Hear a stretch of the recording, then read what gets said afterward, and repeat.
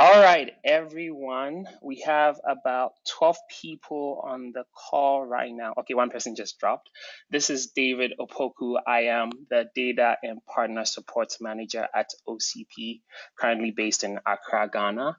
And welcome to the second OCDS community call. So as you can see on your screen, I am showing the new community call platform, and we are testing this out to allow us to be able to record and get the recordings to you much faster than before.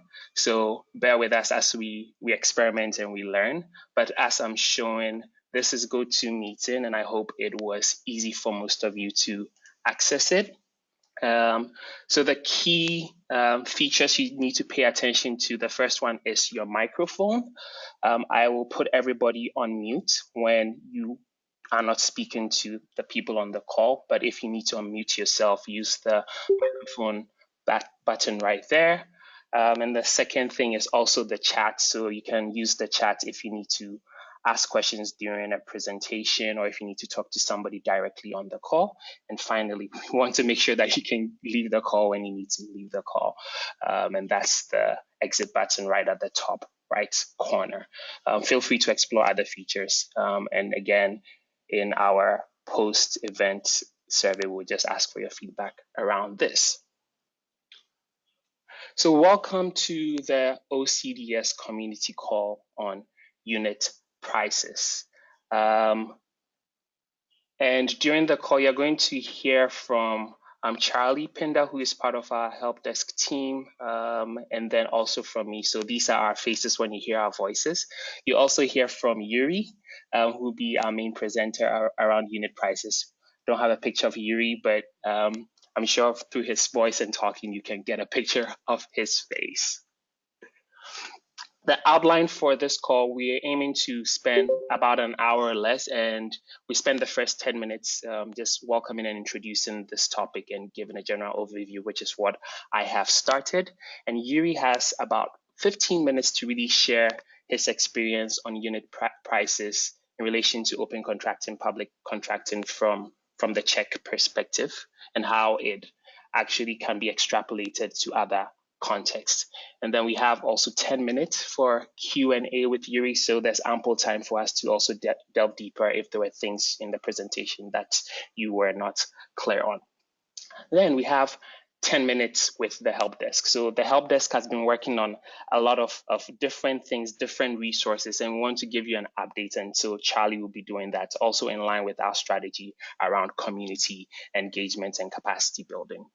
And also there's 5 minutes to ask questions because there'll be a lot of great material. So if you have questions around that, Charlie and other members of the help desk on the call will also be able to answer your questions. And we'll spend the last 5 to 10 minutes just talking through potential ideas for next calls, any other questions that we weren't able to get to.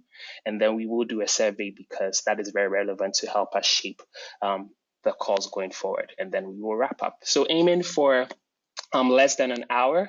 I'm going to try as much as possible and insist that we stick to the time. So if time is running out and I cut you off, it's not personal. It's just trying to make sure that we make the most use of the time. Quick call reminders. Please stay muted if you're not speaking to call participants. Right, that is very important. And again, I'll put all of you on mute. Let me just do that right now. And then the call is being recorded. Others are not able to join us, so we're recording and we'll put it on our YouTube channel, which you should check out, and I'll talk about that in a few slides. And then make sure you use the chat window, which I pointed out earlier, for questions, comments during presentations. Call details. One thing I just want to point out is OCDS calls, community calls, opportunities to discuss and learn. There's a lot happening in the open contracting and OCDS space, and so it's an opportunity to really learn about progress and challenges, which is not only vital for the help desk, but also for the community to be aware of what's happening. It is coordinated by the help desk, but it is it has to be driven by the community. So we rely on hearing what you are interested in hearing about, challenges that you're facing. So I'd love to have more people sign up or reach out or chase the help desk and say, hey, we want to talk about this topic. So it should be more community driven. We try to aim for 4 calls each year, 1 per quarter or 1 in every 3 months. This is the second call happening this year. And all calls are recorded and again published on our new OCP YouTube channel. Please subscribe. At the end of this call, I'll share the slide so that you can click on this link and go over there. But also, if you go into YouTube and you do a search for Open Contracting Partnership, you will see our YouTube channel and you can subscribe and get all the latest things that we're working on and the videos that will be recorded. So we're going to dive into the first thing around unit prices. And as Jiri is about to talk, just questions for yourself to think about. Why do unit prices matter in public procurement? What are the challenges in calculating them? How can we measure how openness or competition improves the final price of a good, a work, or a service? What can we benchmark using unit prices? What can this really tell us about the procurement process? And what are the connections to OCDS? These are just a few things to really start thinking about, but Jiri is also going to be sharing his experience around that. And with that, I am going to pass the presenter ball to Jiri, who is going to share with us on unit prices. Jiri. Okay, good morning, afternoon, everyone. You hear me well? Yes, I can hear you. Wonderful. Okay, so I'll talk briefly about our research and experience working with unit prices. It's been a couple of years since we started doing that, and still we are on the beginning, so I'll be looking forward to hear some feedback on what do you think is doable or not doable with the data in question. Maybe short introduction of where I'm from. I'm a manager of small Czech company which is focusing on working with procurement data. We're getting data from over 40 countries, doing some projects on benchmarking public buyers. And recently we started a big project with OCP on measuring quality of the OCDS data. So maybe you will hear something else from us soon. If you're interested, check out our blog. And let's dive into the main topic of ours, and that would be unit prices. So why to look at those? Since I started working in public procurement, I've been hearing about unit prices like every 2 months or something, especially from the policymakers, because that's what they keep asking about. And I think they might be even overly obsessed given to what's actually use value of the unit prices sometimes. But their idea is quite understandable. What they think, okay, if we were able to have 2 contracts and tell which is actually cheaper, which is more efficient, then we might be able to do lots of stuff. Maybe if there are 2 contracts, contract A and contract B, if we could compare them using the unit price, then we could perhaps find out, okay, this one is actually cheaper. So should we try to renegotiate the price of the more expensive one? Should we send an audit to check why one of them is more expensive? And maybe the most important question for us as researchers was, okay, can we actually measure how it comes that someone is able to make the price lower? Is it competition that drives the price down? Is it e-auctions? Is it barriers of entry into market? All of these are vital questions. I've seen lots of procurement papers trying to answer those. However, there's always an issue with methodology because when comparing public tenders, you usually tend to compare apples and oranges because, well, yeah, they tend to differ. And if you get to achieve something really comparable in terms of unit prices, then you can really do magic with it. But the issue is if you could have the unit prices and they would enable you to save money, well, that would be great. But is that really possible? That's the topic of my presentation. So let's jump to one scary example, let's say, from a couple of researchers a few years back who actually tried to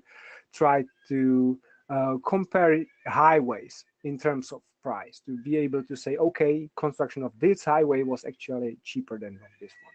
Well, of course, you can start with absolute costs, but maybe you could work with cost per kilometer. Yes, maybe this highway costs 1 million per kilometer, another highway costs 2 million per kilometer. Therefore, the other one is obviously less effectively procured or has worse price. Fact is, that might not be the case.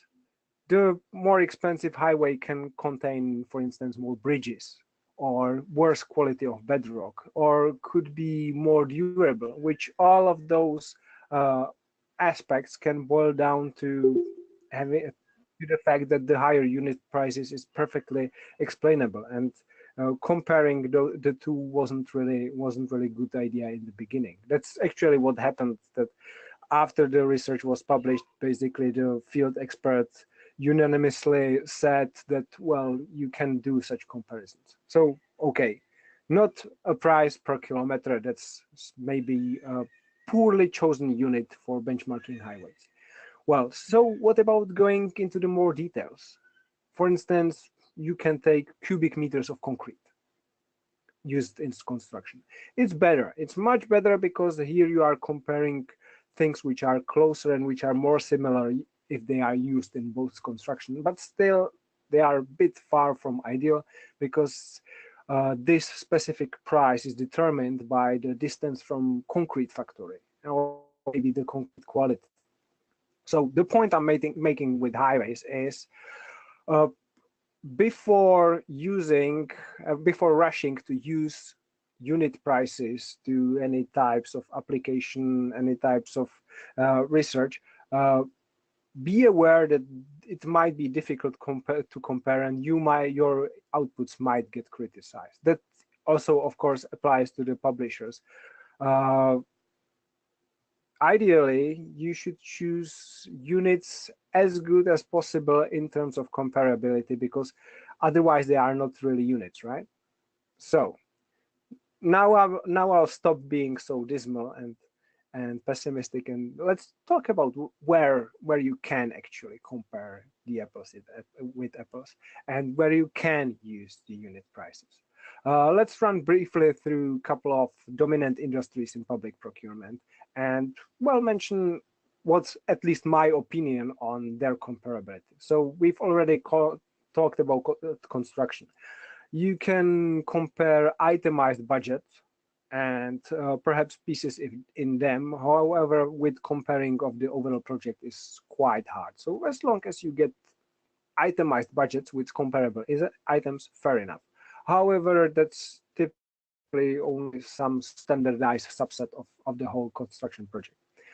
With IT, programming costs and that stuff, that's really hard to compare because, well, comparing man days of work, for instance, used typically in IT projects, that's not really working because the quality is predominant feature here. So you can benchmark hardware, you can compare how many PCs and laptops of given technical parameters were procured, and then compare their prices. Legal, social, consulting services, well, not really. You can't compare those.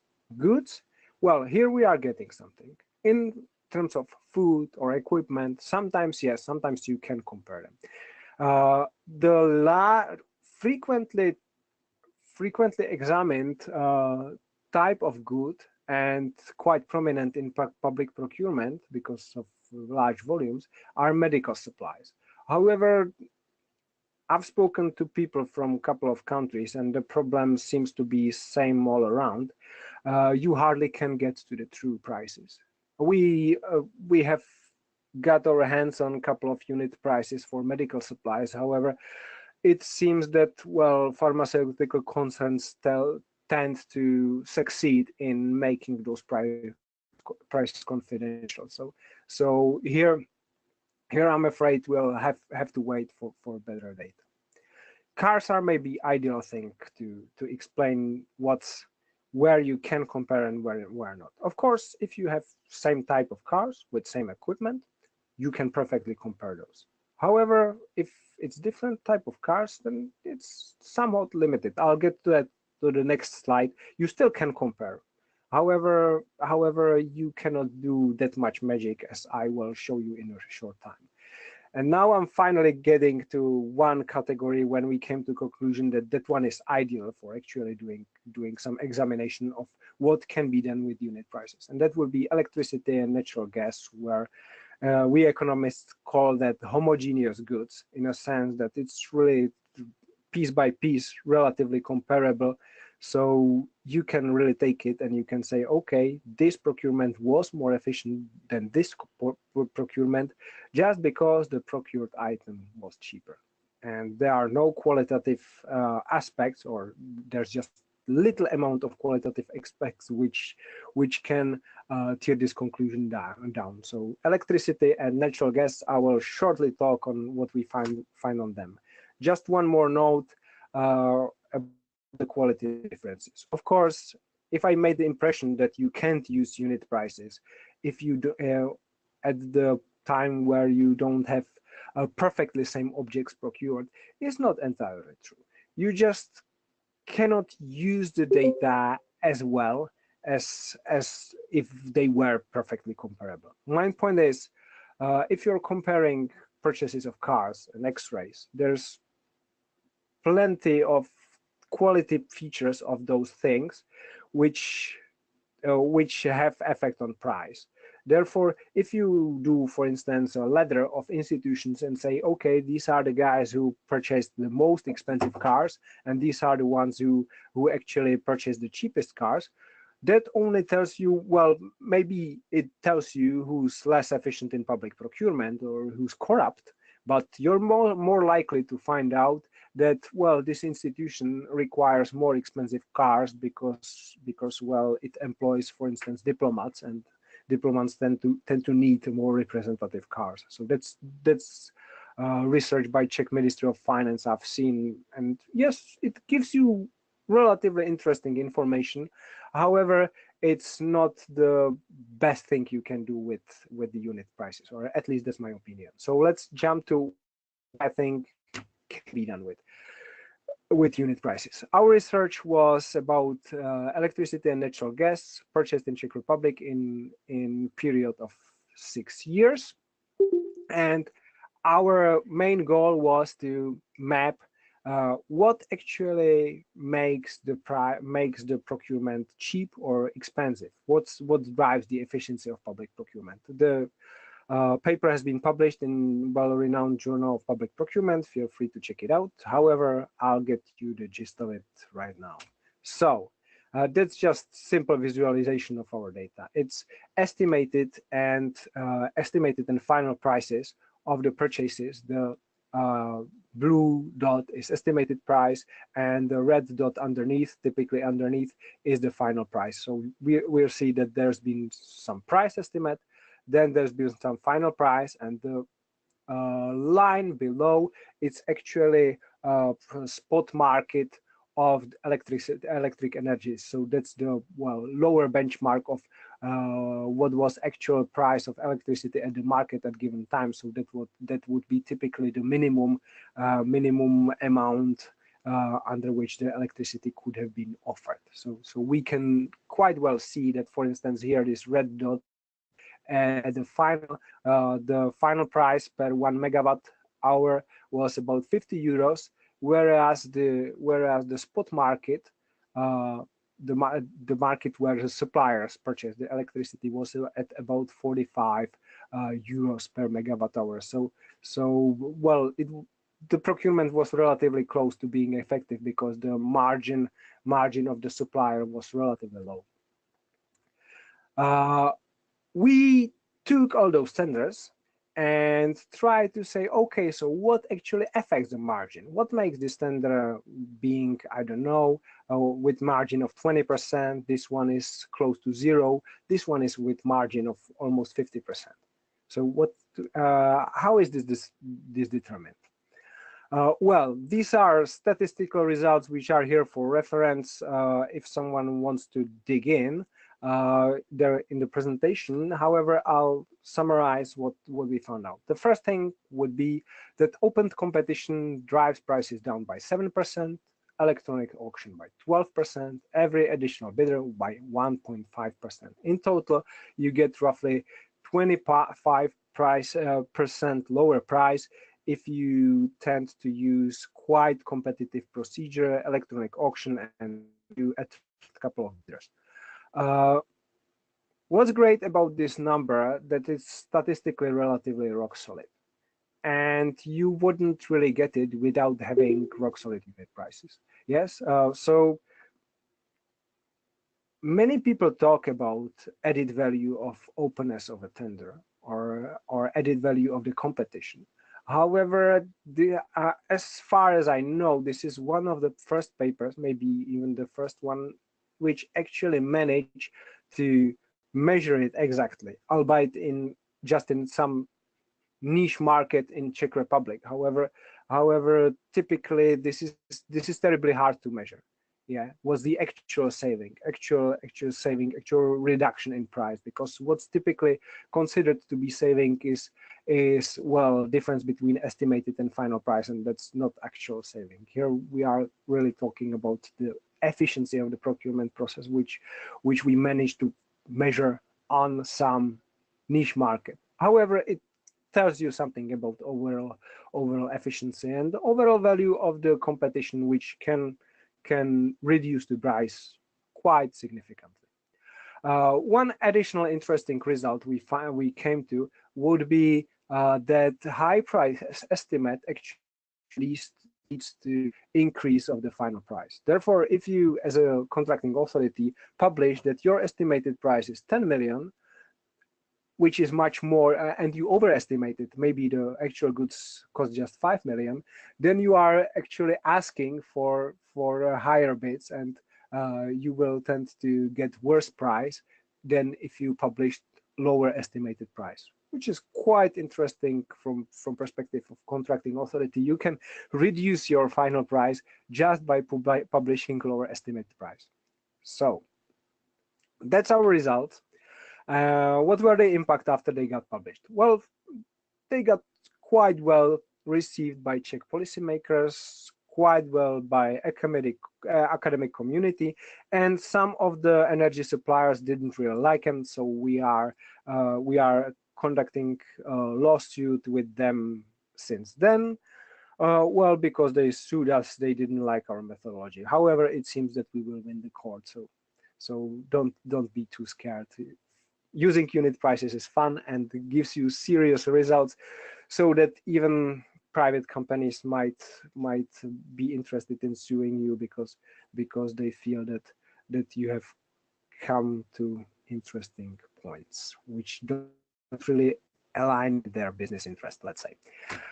So what data did we work with? Were they available? Were they open? No. Our to-do list was basically to scrape the procurement data, manually extract the information about unit prices, calculate them, and do the analysis. This was roughly, I don't know, the research covers only like 500 contracts, so this was a couple of days of work.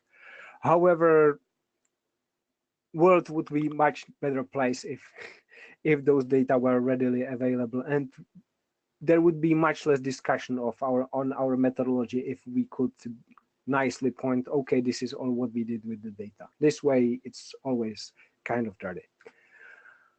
What might be lessons for you? Well, to use unit prices is great. However, you really need to check if you have comparable units, which does not happen easily in most of public procurement. We use electricity and natural gas prices. Sometimes, well, cell phone prices. I mean, GSM providers' prices are used. In Russia, where they have much smaller data on much smaller contracts, they also use gasoline purchases or sugar purchases. However, you need to ensure that the units are comparable before you do something with them. Once you do that, be careful with interpretation. Sometimes the difference in unit price can mean difference in quality, not corruption or something like that. Maybe to expand with respect to the data. The vital thing here is that the code lists matter. CPV, the typically used code list of public procurement used in EU, or HS, these are not good, these are not detailed enough, and using those can give you just a very, very rough idea of what quantities are being purchased.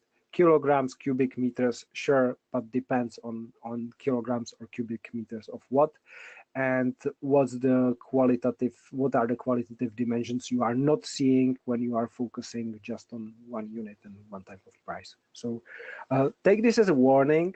However, I didn't want to discourage you. I just wanted to stress a couple of pitfalls before you dive in using or publishing unit prices.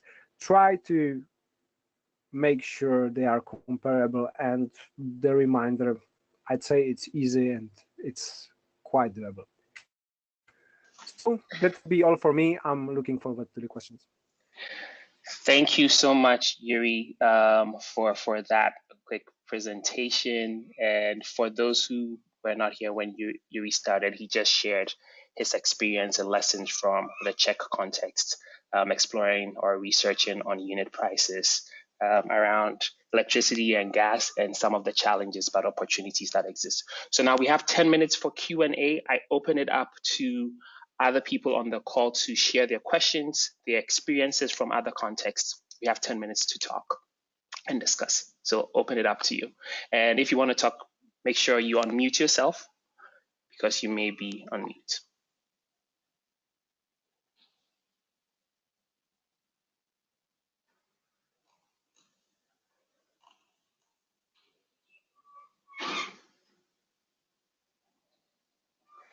If no one has a question right now, I do. So Jiri, thanks for sharing that. I have a question in terms of, as we talk about the OCDS, what role can the OCDS play in terms of helping standardize? You know, the OCDS is all about standards and making things more reusable and comparable. What features or what things in the OCDS allows us to start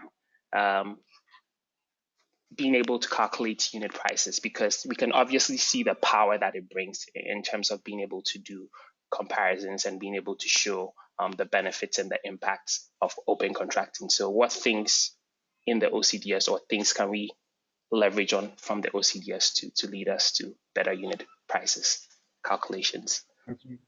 Well, I'll start from the obvious.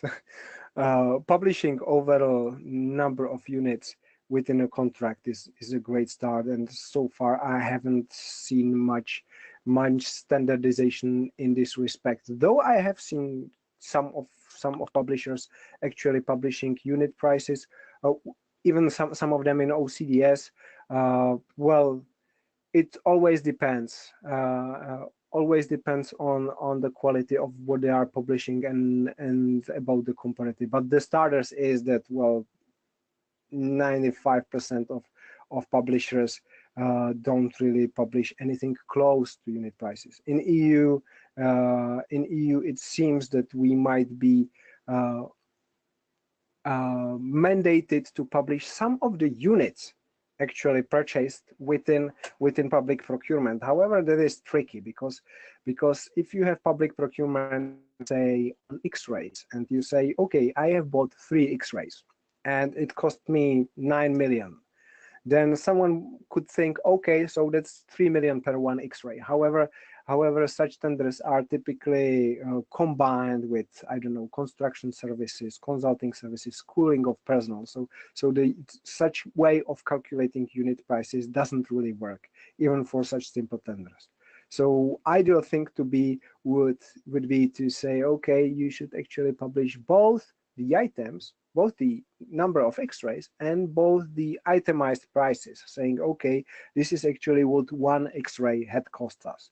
And well, yes, maybe there are some other quantifiable aspects of the bid, such as schooling, which is perfectly okay. However, for the part of the bid, for the part of the tender which could be quantified into units, I would like to see, okay, this is actually the unit budget, and then, well, this is the number of units, and these are the price. So that's the first and obvious step. Second is the code listing. If you want to compare, you need to have multiple tenders using the same approach to measuring. Otherwise, you are at the beginning. Yes, you have nice unit prices for one tenders, but if every publisher considers to measure units somehow else or use different code lists, then it's useless again. So the second thing would be ensuring communication regarding what's the proper code list, who is responsible to manage it.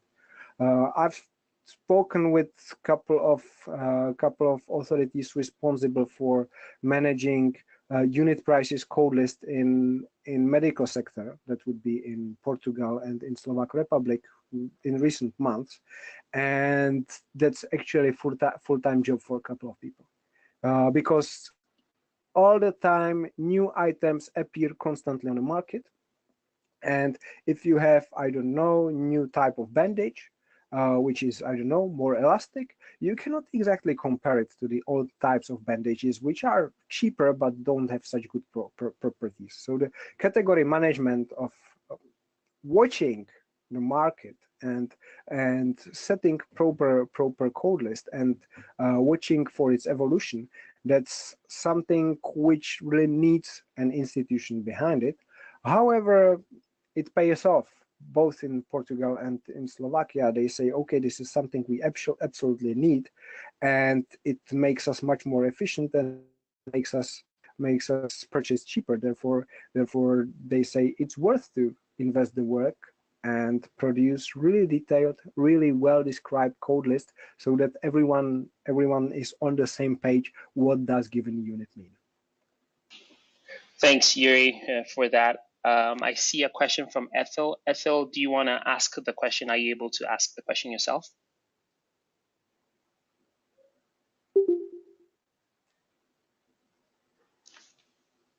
Okay, I'll go ahead since your audio is not working. So Ethel says that utilities are a fairly easy comparison. However, some utility providers combine, say, gas with other features, say smart meters that may bundle with their provision.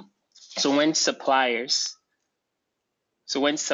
do not do the same thing in terms of how they combine their utilities or items, which means that you can compare apples to apples, what do you do? What do you do to deal with that? And this is not necessarily a question just for Jiri.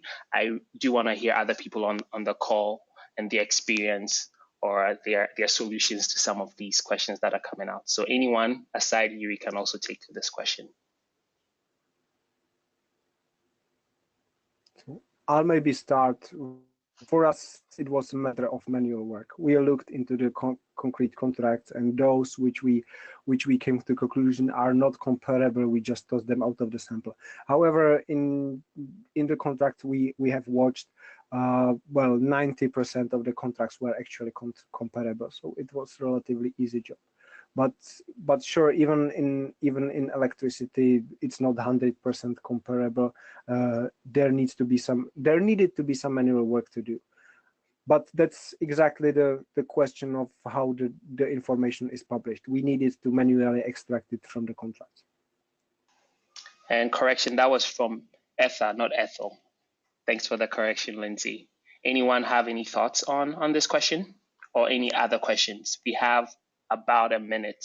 I can extend it to 2 minutes for Q&A. So this is your chance to ask questions or share your perspective around unit prices.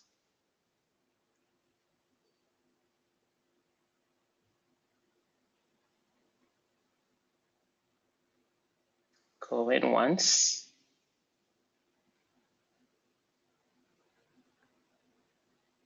So Etha again, another question. Go on, Jiri. Well, you need to write because the record. or can I answer it? Yeah, go ahead. If you can say the question and then answer it, that would be helpful to people who are. So in the event a supplier gives extra value to the same price, why toss them out? No, we didn't toss them out. If we were able to extract the correct unit price and toss away the information on extra services included, we did exactly that. However, sometimes, as you stressed, sometimes they bundle it and it's not possible to get comparable price. Then we had not other option than to toss them out. But that was a really minor part of the sample. Okay, Michael, just a minute for your question, if you want to ask. All right, thank you. I've listened in and it was quite a good presentation. I do have a question. Here in Uganda, we have certain types of contracts whereby it is one single contract, but it can be awarded to multiple providers at different times of the financial year. So you may find that each provider has unit pricing every time they deliver or they sign a contract. So it makes it very tricky to compare such prices because if they're legitimate contracts, but the unit prices are different. Now, how would you compare in contract in such a situation? In fact, those types of contracts here, we call them framework contracts. In this respect, our job was easy because we had the spot electricity market. So we knew how the day-to-day prices were developing and we accounted for that. If you can't do it and only thing you have are the unit prices, there are still statistical methods, which you can assume that still in average the market is moving around the true costs. So then you need to employ such methods, some moving averages, which you then use to benchmark the prices. However, of course, having the spot market as we did is the ideal thing. That's why we chose an electricity in the first place, not to have to do too many statistical magic. However, provided that you have big enough sample, you could do without it relatively robust numbers, I'd say. All right, thank you. I'm going to have to pause the conversation here for now. If there's some time towards the end, we can come back to more questions and also hopefully allow other people to think about questions and comments they want to include. We are now going to go to Charlie from our help desk, who is going to give us updates on what the help desk has been working on in terms of resources. So I'm going to pass the screen share to Charlie. And Charlie, hello. Feel free to take away. Let me just share my screen. Can you see my screen? I can see your screen, yes. Brilliant. Okay, thank you. So we have quite a few updates today, but don't worry about taking too many notes because we'll share the slides afterwards, and there's a summary slide at the end with all the links in. So we've got 4 key areas of updates. So first of all, we've got updates about the standard. So we've got OCDS 1.1.4 and OC for IDS. And then upcoming, we've got OCDS 1.1.5 and 1.2. And we've got some tools updates. So we've got the data review tool and flatten tool updates. And we're looking towards some OC for IDS tools in the future. And as Jiri mentioned, the data quality tools, so I'll talk about them shortly. In terms of resources, we've got some publication policy templates, advice available, and some MAPS guidance. And then in the future, we've got some lots more training and learning materials coming up. And finally, we've got a few blogs to highlight to you, particularly Buenos Aires. Because this is a lot of information, what I'm going to do is just do a quick overview of everything, and I'll go a little bit more depth into the things I've highlighted in green there. Okay, so the first thing is OCDS 1.1.4, which is a bug fix release. So the motivation for this was to make faster and easier future development, essentially. and something to highlight here is that the new Extensions Explorer, if you haven't seen it, please go and have a look. It also includes some new publisher-authored extensions from Mexico and Honduras. And we've also got some fixes for compiled and version releases, and some more documentation around that. And just to flag up, if you're using the OCDS merged library, please upgrade it, even if you're not going to publish to 1.1.4, upgrade anyway. And we've got some test cases in there to help that development. And then there's the full list of changes. It's worth having a look. And there's the release will be later in June. We're just finalising some bits and pieces. Next up in the standard, we've got the launch of the OC for IDS toolkit. So this is what it looks like. It's a beta release, and the key thing is that it combines both OCDS contract level disclosures with project level disclosures at a higher level, based on the Infrastructure Transparency Initiative data standards. And so the key thing is to enable monitoring of infrastructure projects. So if you haven't seen it, please take a look. And the toolkit has got hopefully lots of helpful resources. So we've got implementation guidance, full schema, example data, mapping, and as ever, the help desk is available to help you get signed published in OC for IDS. And we'll be having a community call about the topic in the future. So look out for that.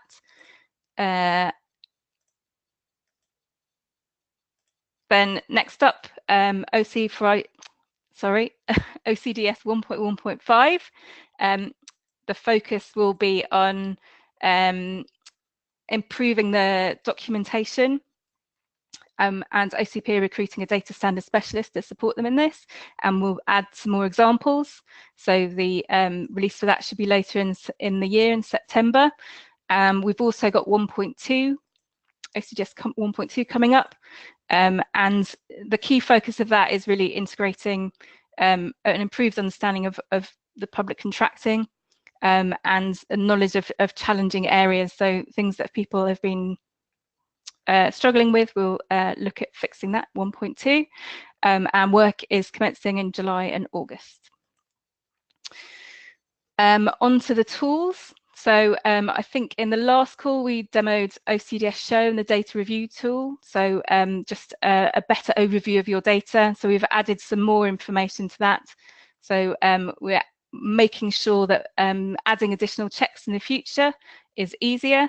And we're checking for blank and empty fields and grouping validation areas by errors by type. There's a few updates to Flatten tool if you use that. There's a full change log. But the key things to note are if you're using Python 3, you now require 3.5 because of a dependency there. And if you'd had problems with a non-type in JSON, there's some fixes. And if you use the command line tool, by default, it's less verbose, but you can turn verbose back on if you prefer. And then in terms of future tools, since we have the beta release of OC for IDS, we also need a data review tool for that. So that will be coming up shortly to support OC for IDS development and use. And Jiri mentioned the data quality tools. So OCP has hired that lab to develop these tools. And I guess the key thing is that we really want to make sure that people can effectively use OCDS data. And so this project is about checking the quality of data to support use. So the key point is to help the help desk prioritize issues for the publishers to fix, and also enabling others to reuse the tool. So, for example, picking good quality data sets to analyze. And the outputs will be essentially a way to check the data, plus a front-end dashboard to enable people to look at the results of the checks. And there's more information there in the solicitation and the questions, and the process of sorting out who was going to do the data quality tools. And in terms of timelines, that's going to run June to September. So in June, we'll be looking at the quality checks. And if you're interested, there's a prior work spreadsheet there. And then work will be ongoing in designing the results and dataset summary, so how to present these back to analysts. And then July, we'll see a minimum viable product with a little bit of checks and a bit of a dashboard, and then carry on iterating until the end of September. And the key thing to flag up here is that if you have performed data quality checks, then we're really interested to hear from you. And so please do look at the prior work and comment on our descriptions of checks. Get involved. That would be great. On to resources. So in terms of our current new resources, we've got the publication policy template. So that was a follow-up from a previous community call. So we have it both in English and Spanish.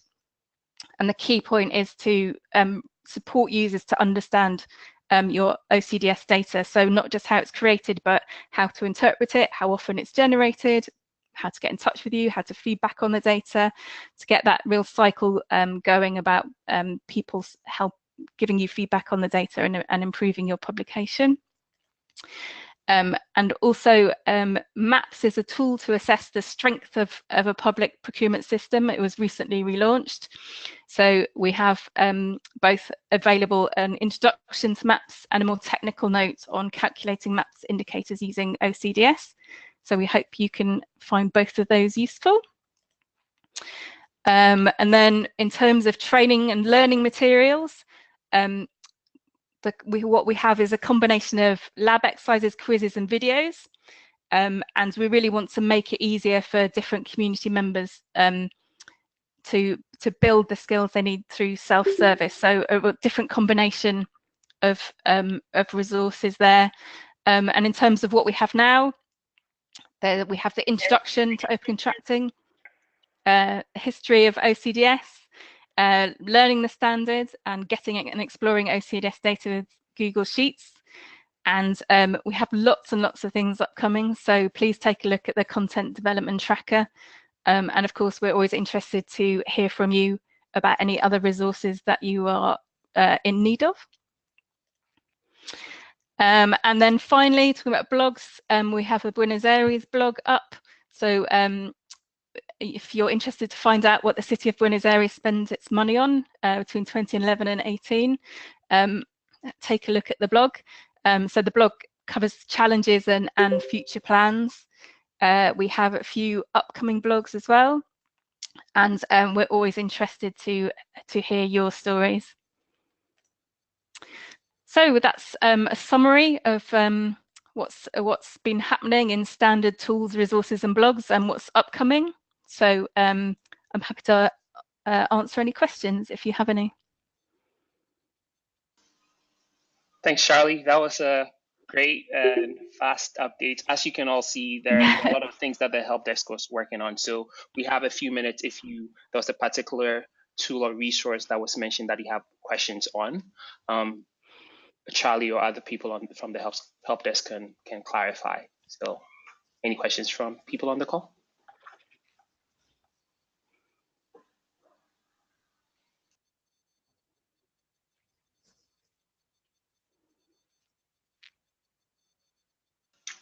Okay, thank you, Charlie. And as Charlie mentioned, we're going to, I've already just shared the slides for this, but we're going to also share after the call all these resources so that you can take a look and keep up to date with what the help desk is working on and what's coming up.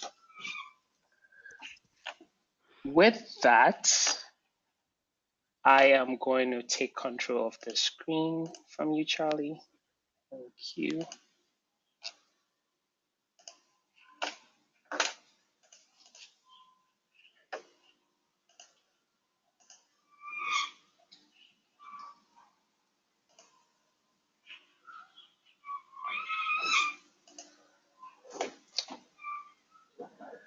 All right. I wanted to wrap up by getting feedback, but I know there were a few questions that were still pending for Jiri. So does anyone who put in a question in the chat, Etha or Etha, do you want to ask your question? And again, anyone else who has a question or who has any other comments or experiences to share? Okay, Etha has the question answered. With that, I want us to take a moment and, if you can on this call, complete. I think that Ethel had one unanswered question. Jiri, I don't know if you wanted to take a stab at it about the construction sector. I don't know if you saw it. I see it now. So the question is, thanks, Lindsay. The question is, Go ahead. Yeah, I'll just read out the question and then Jiri can go ahead and respond to that. So the question from Ethel is, construction open tenders usually provide a challenge with a wide range of different prices for the same type of commodities. Since every contractor has their own pricing mechanisms, is it worthwhile to open a negotiation to bring the variances open to discussion to bring down the cost of the contract? So that's the question. Jiri, I don't know if you got that, and also anyone else. But let's start with Jiri, and then people can chip in. Pretty much yes, because it's in line with the final questions of Ether, and that would be sure if you have one price in a budget which looks extremely cheap, and another price which looks extremely costly, it's obvious that the overall profit is modest, or could be modest. However, it seems both overpriced and underpriced at the same time when working just with one unit prices of the type. Well, of course, that's hard to compare, and in construction this is a big issue. It's not that big issue in the electricity because they typically are evaluated by the price of the single quality altogether. So there we didn't have such issue of having something else in the budget which really altered the overall price. However, in construction, sure, it's what do you want to compare, but typically I wouldn't say there's so much, at least in Central Europe, there isn't such high variance in terms of concrete is extremely cheap from one supplier and something else is extremely cheap from different supplier. It's, if you have a budget which consists of 50 or 100 units, then you obviously can't just pick one unit out of the many and benchmark the contracts. That wouldn't really make too much of a sense. It would make partial sense. You could ask the contractors why in your particular case the concrete is so cheap, and you could explore that. Maybe you would find something interesting, maybe you wouldn't. Maybe it's really just their price guys toying with the prices. Hard to say. It's for the construction experts. I know that especially in this field the discussion on unit prices is quite never ending, and they couldn't even, in most countries they aren't able to agree on a single taxonomy of goods, therefore single taxonomy of unit prices. My advice would be, when examining unit prices, avoid the construction, even though it's hard, because that's typically one of the biggest sector in public procurement. Great, thanks so much, Jiri. So with that, and I like that summary, is the key takeaways for me is that unit prices are challenging to calculate, but it is possible in some contexts, and it's also important to pay attention to comparable values so that you're not criticized for that. And I think there's a big opportunity for us working in open contracting and with the OCDS to explore what is possible in whatever context that we're working in, and sharing that.